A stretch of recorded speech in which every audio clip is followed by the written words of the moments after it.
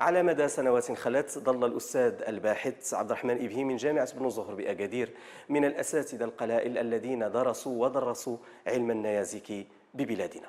ترجمة هذه التجربة العلمية إلى متحف جامعي للنيازك يكون الأول من نوعه وطنيا وإفريقيا ظل حلما يراود الأستاذ ليتحقق هذا الحلم قبل سنتين مضت.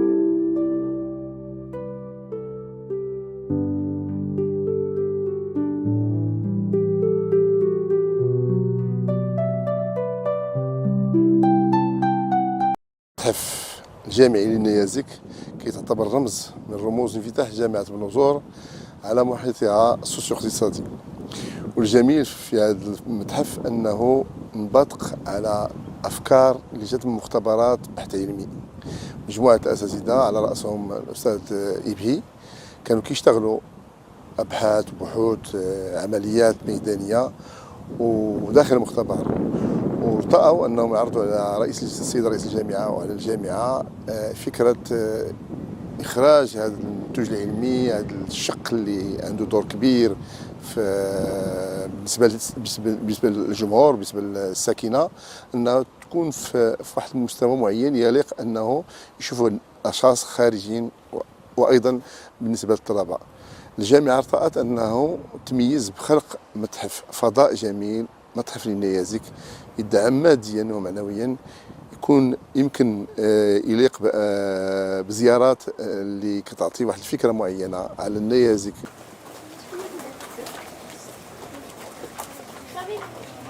السلام عليكم، مرحبا بكم أولا في المتحف الجامعي للنيازك، أول متحف على الصعيد الأفريقي والعربي الذي يهتم بتبسيط هذا العلم اللي هو علم النيازك.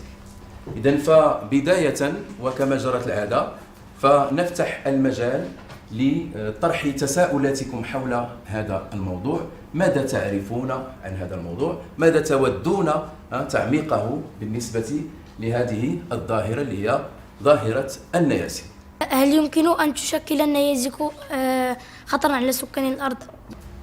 سؤال آخر: لماذا تسقط النيازك فقط في الجنوب ولا تسقط في الشمال؟ إذن هذه الأسئلة ذات أهمية كبيرة جدا، ستجدون أجوبتها بداية في العرض الذي سنقدمه بعد قليل. من مرحبا.